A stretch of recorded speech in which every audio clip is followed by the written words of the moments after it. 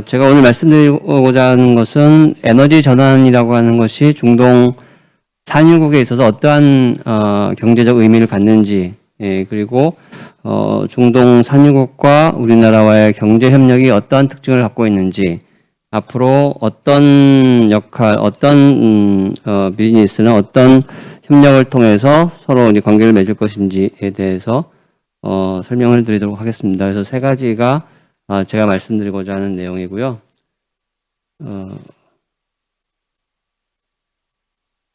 처음에 에너지 전환이라는 것이 무엇인가를 먼저 이제 살펴보면, 그 IEA라고 국제 에너지 기구에서 설명한 에너지 전환이라고 하는 것은 기후 변화 대응을 위해서 화석 연료 중심의 에너지 공급 체계를 청정 에너지, 깨끗한 에너지로 바꾸어 나가는 것을 얘기를 합니다. 여기서 청정 에너지라고 하는 것은 기존의 석유나 천연가스가 아니라 신재생 에너지, 재생 에너지이고, 여기서 또 좀 관심을 두어야 될 것이 에너지 효율이라고 되어 있는데요. 그러니까 단순히 에너지원이 탄소가 적다라는 것뿐만이 아니라 얼마나 효율적으로 에너지를 쓰느냐, 그것도 청정 에너지에 속하게 됩니다. 그래서 계속 저희들은 이제 저탄소 에너지원에 대해서 관심을 갖고 있는데, 에너지 효율을 어떻게 달성할 것인가도 뭐 중소기업이나 우리나라 기업에 있어서 굉장히 중요한 화두가 될 수 있을 것 같고요. 저탄소 연료라고 하는 것은 뭐 수소를 기본적으로 말하는 것일 거고요. 그다음에 원자력 발전은 유럽에서는 좀 더 청정 에너지로 속하는 경향이 있지만 우리나라에서는 아직까지는 그렇지 않은 것 같고요. 그다음에 배터리 저장, 그러니까 배터리의 에너지를 얼마큼 효율적으로 오랫동안 저장할 수 있느냐, 이것도 굉장히 중요한 기술적인 내용이 될 거고요. 앞에서 설명이 나왔던 CCUS도 당연히 포함이 됩니다. 그 에너지 전환이라고 하는 것의 중요한 의미를 한 세 가지 정도로 제가 생각을 하고 있는데요. 첫 번째 것은 에너지 공급 차원에서 석유의 비중이 줄어들고 재생에너지 비중이 늘어난다는 것이 되겠습니다. 그래서 이 그래프에 나타나는 것처럼 한 2020년경에 석유 비중은 약 30%를 차지했는데 2050년, 그러니까 넷제로 탄소 중립을 달성하게 되면 한 7.7%로 줄어들게 되고, 반대로 재생에너지는 지금 한 11.8%인데 2050년경이 되면 한 3분의 2 정도를 차지할 것이다라는 것이 IEA의 시나리오 전망이 되겠습니다. 두 번째 특징은 에너지 소비에 관련된 것입니다. 에너지 소비라고 하는 것은 최종적으로 소비자가 기름, 화석연료라든지 신재생 에너지의 그것이라든지 직접적으로 사용하는지 아니면 간접적으로 전력화를 통해서 사용하는지가 될 텐데, 소비면에서는 이 전기화 또는 전력화를 통해서 소비하는 비중이 2020년도에 한 20%였다가 50년 넷제로가 달성되게 되면 한 절반 정도로 늘어난다는 것이 IEA의 전망입니다. 그러니까 자동차를 예를 들면 과거에는 가솔린을 직접 써서, 그러니까 받아서 썼지만 이제는 전기차를 이용해서 쓸 수밖에 없다라는 것이죠. 그래서 그만큼 전기를 어떻게 효율적으로 생산해내고 그것을 효율적으로 쓸 수 있느냐, 이것이 에너지 전환의 가장 큰 중요한 본질적인 내용이 되겠죠. 그래서 아까 말씀드렸던 에너지 효율하고 그다음에 전력화를 어떻게 하는 것이냐가 에너지 전환의 중요한 내용이다라고 말씀드릴 수 있겠습니다.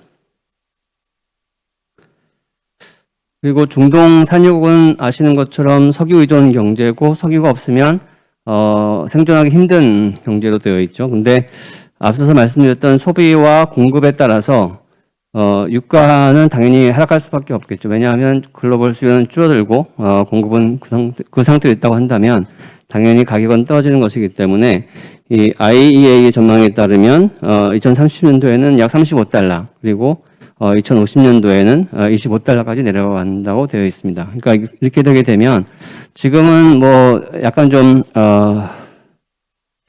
단기적으로 한 100달러 이상까지 오르고 있지만 중장기적으로는 한 25달러까지 내려갈 것이라고 보고 있고, 그렇게 되면 중동 산유국의 재정 상황이라든지 뭐 경상수지라든지 거시경제 측면에서는 굉장히 타격을 받을 수밖에 없겠죠. 그래서 그런 것에 대한 대응이 좀 필요할 것이고요.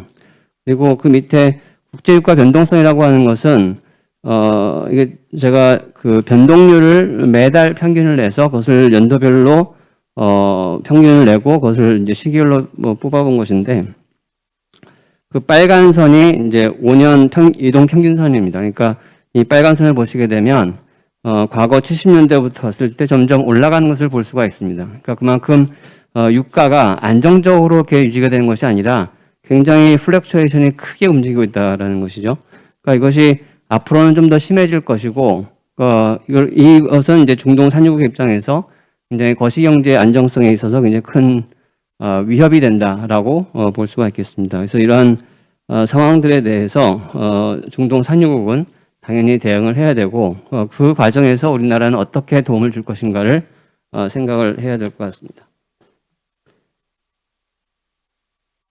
그 사우디아라비아를 대표적으로 해서 산업구조를 살펴보면 원유 및 천연가스 부분이 GDP의 약 40%를 차지합니다. 이것은 2014년도에도 그랬고 지금도 마찬가지인데요. 그러니까 그만큼 사우디아라비아에서는 2014년도에 유가가 갑자기 급락을 했었죠. 그러니까 그때서부터 산업 다각화를 굉장히 많이 주장을 하고 정책적으로도 추진을 했지만 실질적으로 변한 것은 별로 없는 상황입니다. 그러니까 그 성과가 빨리 나타나는 것은 아니고 좀 중장기적으로 좀 봐야 될 것이고요.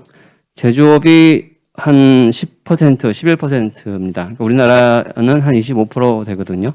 그러니까 제조업이 굉장히 없는 상황이고 그 중에서도 정유가 한 3% 정도를 차지할 정도로 일반 제조업은 이제 취약한 상황입니다. 그래서 이런 산업협력이 굉장히 중요한 역할을 한다라는 것을 여기서 또 알 수가 있을 것 같고요.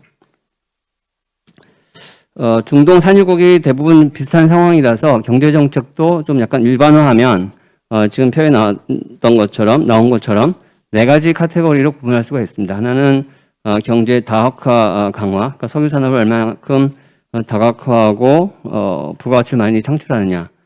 두 번째는 고용과 교육, 그러니까 여성 고용이라든지 그런 이제 고용률을 어떻게 올릴 것이고 좀 더 일자리 매칭을 잘 하기 위해서 교육을 어떻게 할 것이냐라는 문제. 그다음에 석유 가격이 내려가게 되면 당연히 재정에 취약하게 되고, 그래서 재정 안정화를 어떻게 이룰 것이냐가 중요한 키워드가 될 것이고요. 또 네 번째도 굉장히 중요한 것인데, 우리나라도 이제 60년대, 70년대 국산화 정책을 굉장히 많이 했던 것처럼 지금 이제 현지 생산이라든지 현지 조달을 강조를 많이 하고 있습니다. 그래서 그것을 위해서 관세율을 인상한다든지 뭐 비관세 조치를 증가한다든지 하는 걸 취하고 있고, 외국 기업에 대한 발주를 할 때에도 현지화 제도라는 것을 이용해서 자국에서 만들어진 생산물을 얼마나 많이 사용하느냐, 그리고 자국인 고용을 얼마큼 많이 하느냐에 따라서 발주 기업에 대한 평가를 계산하는 그런 제도를 취하고 있습니다. 대표적으로 사우디 아람코에서는 이크트바라고 해서 in kingdom total value add라는 얘기고요. 그다음에 UAE의 아드녹에서는 ICV, 그러니까 in country valu에서 그 나라에서 얼만큼 밸류를 창출하는 것을 사용하느냐가 굉장히 큰 기준이 된다라고 볼 수가 있겠습니다.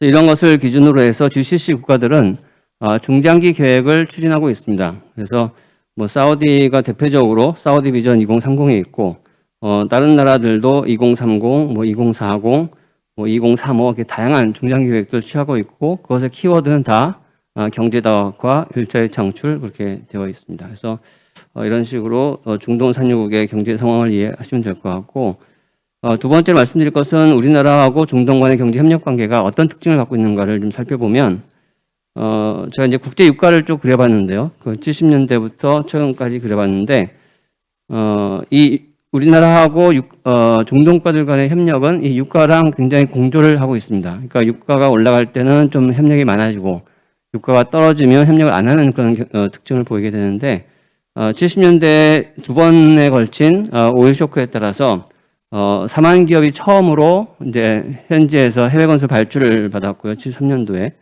이건 뭐 1차 오일 쇼크 바로 직전에 나온 거긴 합니다만, 그 다음에 현대건설이 그 주베일 공사, 항만 공사를 통해서 약 10억 달러 정도의 프로젝트를 수주를 하게 됩니다. 그러니까 이때 70년대에 중동 국가들 간의 비즈니스 모델이라고 하는 것은 우리가 오일을 수입을 하고 또 해외 건설을 통해서 오일 머니를 받아들이는 그런 모델이었고 80년대 초반부터 유가가 떨어졌을 때는 거의 협력 관계가 위축되었다고 볼 수가 있겠죠. 건설 회사들이 많이 한국으로 돌아온 상태였는데 2000년대 초반 들어가면서 이제 유가가 이렇게 뭐 $100까지 올라가게 되니까 다시 제2의 중동붐이라는 것을 통해서 정부도 강조를 많이 하고 기업들도 수주를 하기 위해서 굉장히 많이 노력을 합니다. 정부가 한 대표적인 것을 보게 되면 2006년도에 처음으로 노무현 정부 때 UAE와 정상회담을 갖게 되고 그 다음에 뭐 사우디아라비아라든지 쿠웨이트 정상회담을 가지면서 한 GCC FTA를 추진하겠다라고 선언도 하고 그다음에 2009년도에는 한 UAE 원전 계약을 체결하는 그러니까 2000년대 초반에 굉장히 많은 중동 협력 관계가 이루어지게 됩니다. 좀 더 자세하게 살펴보면 70년대, 80년대 고도경제 성장 때는 앞서 말씀드렸던 그런 모델을 통해서 $5를 환류하는 그런 모델을 세웠었고 2000년대에서는 뭐 정상회담이 처음 이제 이루어지게 되고요.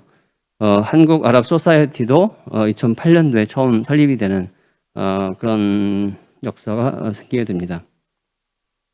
그러던 것이 2000년대 말 이후에는 협력이 다변화되는 것을 볼 수가 있는데요.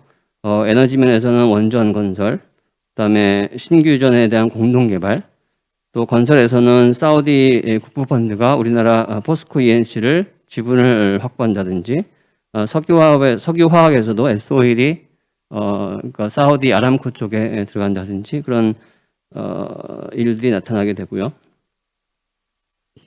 보건의료에서도 UAE 환자를 많이 받아들인다든지, 뭐 UAE 서울대병원이 가서 경영을 한다든지 하는 일들이 생기게 됩니다.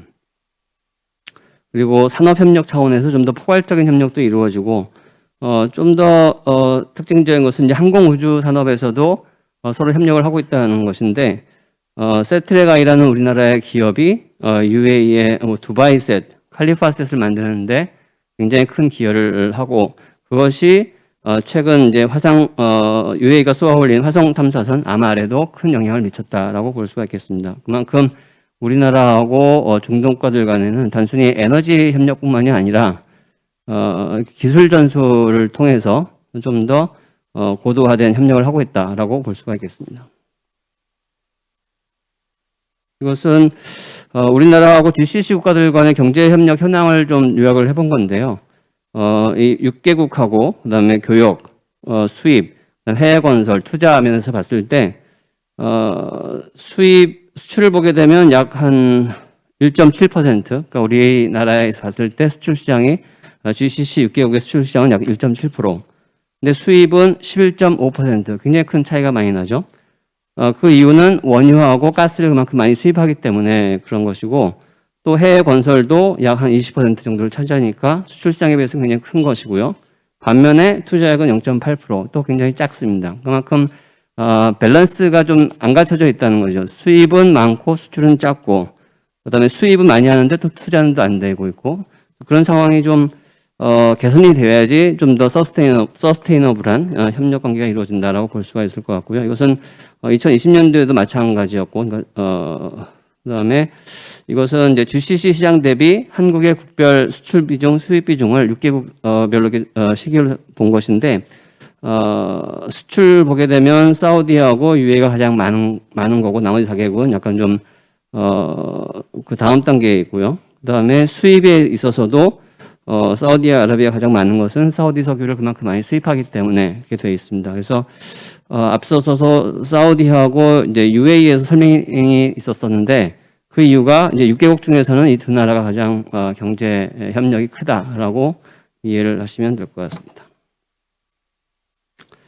세 번째로 이렇게 이러한 한중동 관계, 그 다음에 이제 에너지 전환 차원에서 어떤 협력이 좀 앞으로 필요할까라는 것을 말씀을 드리면, 에너지 전환이라고 하는 것은 우리나라에서도 굉장히 많은 정책들을 취하고 있죠. 2017년도에 에너지 전환 로드맵을 통해서 원전을 축소하고 재생에너지를 늘린다라는 정책을 했었고요. 근데 이때는 기후변화에 대한 대응이라기보다는 원전에 대한 감소, 그 다음에 에너지 믹스의 재배치를 통해서 하게 됐던 것이고, 이것이 점차 이제 수소 경제라든지 또는 이제 탄소 중립으로 이제 이동을 하게 되고, 2020년도에는 2050 탄소 중립 전략을 발표를 했고, 작년 8월에는 시나리오까지 만든 바 있습니다.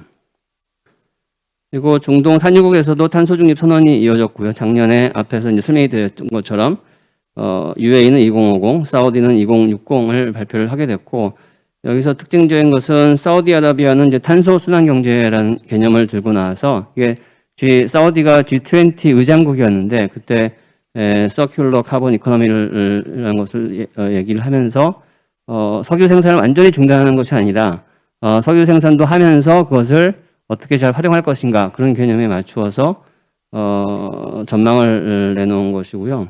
그다음에 UAE 같은 경우에는 최근에 두 개의 큰 정책을 세웠는데 세 번째 줄에 있는 것처럼 오퍼레이션 300BN, 그 3천억이죠. 그러니까 3천억 디람이라는 뜻입니다. 그래서 UAE의 제조업의 부가가치를 지금 현재 한 1,500억 정도 되는데 이것을 2배 정도 10년 내에 이루겠다라는 것이 오퍼레이션 3천억이라는 뜻이고요. 제조업을 좀 육성하겠다라는 의지를 담긴 정책이고, 프로젝트 오브 더 50는 UAE 건설 그 건국 연도가 1971년입니다. 그래서 50년이 작년에 됐었던 것이고, 향후 50년에 있어서 새로운 프로젝트를 하겠다라는 것이 이 정책의 취지인데, 여기에 이 정책의 가장 큰 목표는 민간 부문의 개발입니다. 그러니까 과거에는 주로 국영기업 위주의 석유 산업이 위주였다고 한다면 이제는 제조업이라든지 민간 부분을 좀 혁신시켜서 부가가치 올리겠다는 것이 이 나라들의 정책이라고 볼 수가 있겠습니다. 그래서 환경 차원에서는 우리나라나 중동 산유국의 동일한 현상이죠. 전체적으로 글로벌하게 탄소 중립을 얘기를 하고 있고, 그다음에 정책 자체도 국가 정책 자체도 유사하게 가고 있습니다. 그래서 그런 상황에서는 기존 협력을 유지는 해야 되겠죠. 과거에 수입하던 것을 안정적으로 계속 수입을 하면서 새롭게 협력을 취해야 될 것은 저는 이제 이것을 신에너지 안보라고 생각이 되는데, 첫 번째는 탄소 중립 기술을 어떻게 잘 개발할 것이냐, 공동으로. 이것은 출발점이 뭐 우리가 더 앞섰다기보다도 우리나라랑 중동 산유국이 같이 공동 개발을 해야 될 것이고요. 그다음에 저탄소 에너지원으로서 수소 도입을 좀 더 안정적으로 해야 되고, 과거에는 석유를 얼마큼 안정적으로 하느냐가 이제 에너지 세큐리티의 기본이었다면 이제는 수소를 얼마큼 안정적으로 하느냐라는 것이 기본이고, 그다음에 그다음 추가되는 것이 탄소 저장소죠. 그러니까 CCUS를 통해서 탄소를 포집하게 되면 우리나라에 저장할 만한 곳이 없기 때문에 그것을 이제 중동 쪽에 가서 저장을 하는, 그러니까 우리에서 탄소를 저장해서 탄소를 우리가 포집하고 그것을 중동에 저장을 하고 중동에서 만들어진 수소를 다시 우리가 되사는 그런 모델이 돼야 될 거고요. 그다음에 에너지 신산업, 신산업이라고 하는 것은 에너지 효율 제고를 위한 각종 정책들을 말하는데, 밑에 협력 방향에 나온 것을 보게 되면 뭐 태양광, ESS, 뭐 전기차, 연료전지, 지능형 전략망 이런 것들이 굉장히 중요한 사업 모델이 될 수 있다라고 생각이 됩니다. 사우디에서는 앞에서도 설명이 나왔지만 이제 사우디하고는 사우디 비전 2030을 같이 지금 하고 있는 상황이라서 좀 더 밀접하게 산업 협력이 이루어지고 있고, 탄소 순환 경제는 설명을 드렸고요. 그 밑에 있는 것은 네온 프로젝트의 일환으로 신재생 에너지를 통해서 수소를 만들어서 그것을 암모니아로 전환한 다음에 그것을 이제 해외로 수출하는 이제 그런 모델이고, 이 네온이라는 것이 이 빨간 지도에 있는 빨간 동그라미 안에 있는 그런 지역인데, 여기서 왜 암모니아로 왜 바꾸느냐라는 것에 대해서 뭐 아시는 분은 아시겠지만, 기본적으로 암모니아가 수소보다는 운송하기에 비용도 작고, 그 다음에 양도 더 많이 할 수가 있고, 또 기존의 인프라도 이미 갖춰져 있고 하기 때문에 수소보다는 이제 암모니아로 바꾸어서 암모니아로 이동하는 것이 훨씬 효율적이 되는 것이죠. 그러니까 운송하기 위해서는 액화가 필요한데 암모니아는 영하 33도면 액화가 되는데 이 수소는 액화를 시키려고 하면은 마이너스 253도까지 가야 되거든요. 그만큼 비용이 많이 드는 거고 보통 LNG 보통 많이 수입을 하는데 그것의 경우에 액화를 하기 위해서는 영하 162도까지 내려가야 되거든요. 근데 수소는 그보다 더 많이 내려가야 되니까 그만큼 비용이 많이 들겠죠. 그리고 암모니아는 부피가 더 작기 때문에 동일한 규모의 배라고 하더라도 약 1.7배 이상 수송이 가능하다고 하니까 그만큼 그래서 암모니아를 많이 전환하는 이제 그런 모델을 생각을 하고 있고요. 그리고 앞에서 에너지 효율 말씀드렸던 것처럼 스마트 그리드를 통한 협력 이것이 굉장히 중요한 주제가 될 수 있습니다. 그래서 과거에는 그림에 나와 있는 것처럼 발전, 성배전 통해서 소비자에 가는 이제 일방향적인 거였지만 이제는 태양광, ESS를 통해서 새로운 에너지원이 있게 되고 그것을 수요자와 공급자 간에 뭐 스카다, 다스, AMI, EMS라는 ICT 기반의 그런 장치들을 통해서 양방향으로 이제 수급을 조절할 수 있는 그런 것들이 필요하게 되고 AMI 같은 경우는 각 가정에 배치를 해야 되는 것이고요. 뭐 EMS 같은 경우는 뭐 각 빌딩마다 에너지 효율을 제공하기 위한 장치들인데 이러한 장치들을 우리가 수출할 수도 있고 현지에서 만들 수도 있고 그다음에 그 전력망을 또 낙후된 것을 또 새롭게 만들 수도 있고 그러면서 전력 손실률을 또 줄일 수 있는 그런 좋은 사업 아이템들입니다. 그래서 이러한 에너지 신산업에 대해서 관심을 좀 많이 가질 필요가 있고요. 그다음에 UA 차원에서는 특별 전략적 동반자 관계를 통해서 많이 가까워져 있는데 UA 같은 경우는 인구가 1,000만 명 정도, 그러니까 사우디의 한 3분의 1 정도밖에 안 되니까 좀 더 디지털 전환, 4차 산업혁명이 더 많은 관심을 갖고 있습니다. 오른쪽에 있는 사진도 아드노계에서 그 석유의 생산, 뭐 운송 그런 것들을 다 한눈에 볼 수가 있게끔 디지털 기술을 이용해서 이제 보고 있는 것인데 이런 식으로 이러한 좀 첨단 기술을 좀 활용한 협력이 필요하고 최근에는 이제 한국 아브라함 협정에 따라서 UAE하고 이스라엘이 외교가 정상화된 것처럼 해서 우리나라를 포함한 삼각 협력을 할 수도 있고 뭐 인도를 같이 한다고 하면 사각 협력도 가능하고요. 그다음에 또 최근에 한 UAE 간의 세파 협정도 지금 협상 중이고 한 GCC FTA도 협상 중이고 해서 이러한 것들이 좀 더 완성이 되면 양 국가들 간의 기술 협력이라든지 또는 뭐 교역이라든지 또 새로운 에너지원을 통한 협력 이런 것들이 좀 더 다양화해질 것이라고 생각이 듭니다. 예, 이것으로 제 발표를 마치도록 하겠습니다. 고맙습니다.